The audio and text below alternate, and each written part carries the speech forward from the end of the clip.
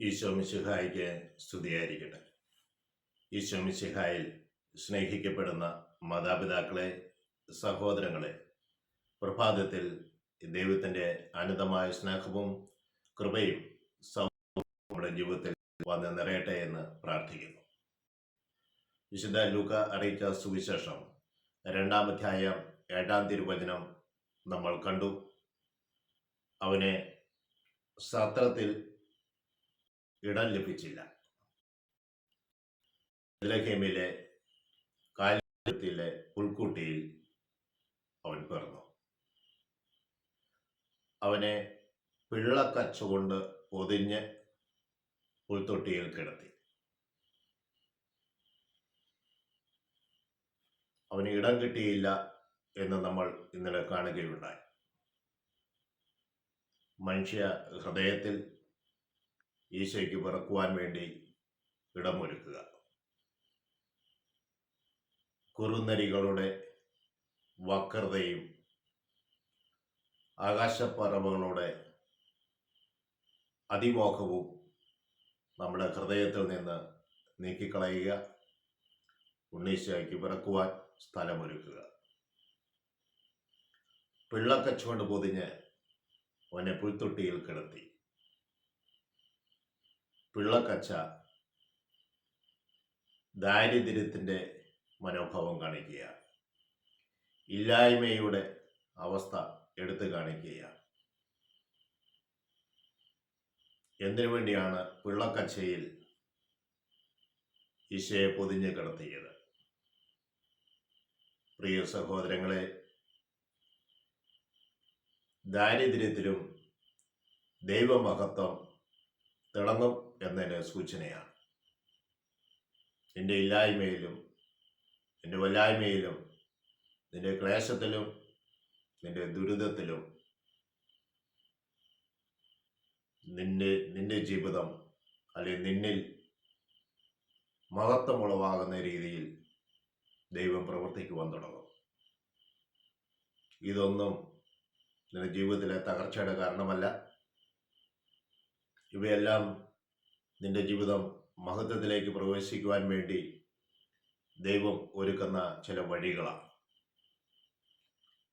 ഈശോ പുൽക്കൂട്ടിൽ പിറന്നപ്പോൾ ഈശോയെ പുൽക്കൂട്ടിൽ തളച്ചിടുക അല്ല ഇതിൻ്റെ ലക്ഷ്യം. ആട്ടിടയന്മാർക്ക് ലഭിച്ച സന്ദേശത്തോടു കൂടി അവർ ഈശോയെ പ്രഘോഷിക്കപ്പെടണം എന്ന് ദൈവഹിതമാണ്.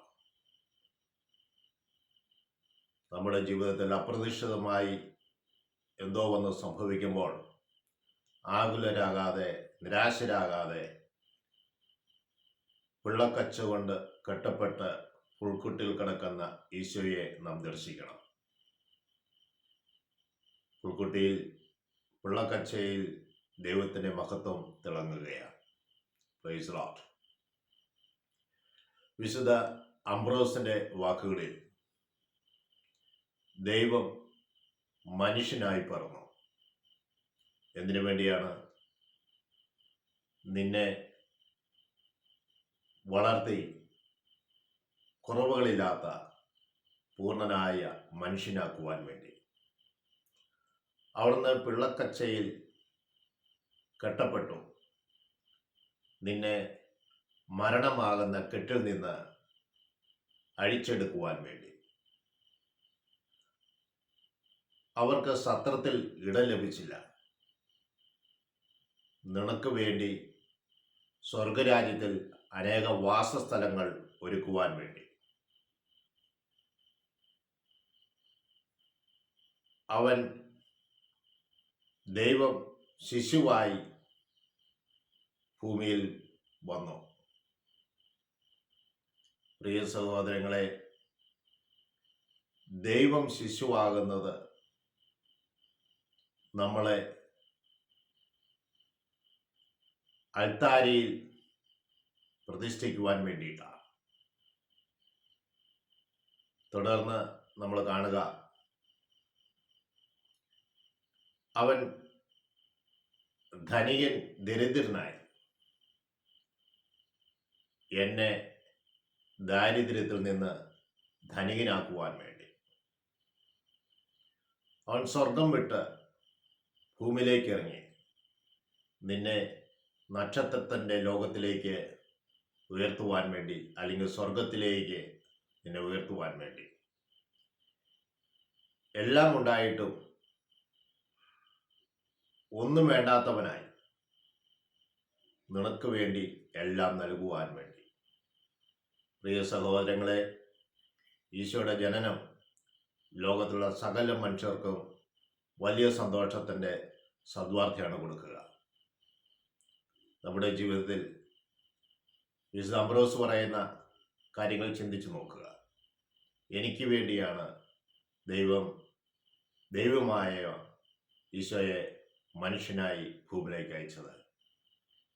എൻ്റെ പാപത്തിൻ്റെ കെട്ടുകളഴിച്ച് എന്നെ അൾത്താരയിൽ പ്രതിഷ്ഠിക്കുവാനും എനിക്ക് വേണ്ടി സ്വർഗരാജ്യത്തിൽ അനേക വാസസ്ഥലങ്ങൾ ഒരുക്കുവാനും ദരിദ്രനായ എന്നെ സമ്പന്നനാക്കുവാനും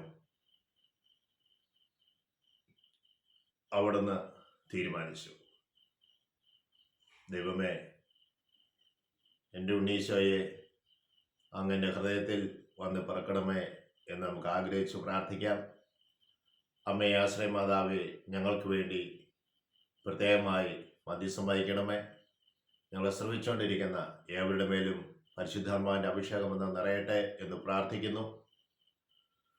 പിതാവിനും പുത്രനും പരിശുദ്ധാത്മാവിനും സ്തുതി. ഈശോ മിശിഹായിക്ക് സ്തുതിയായിരിക്കട്ടെ.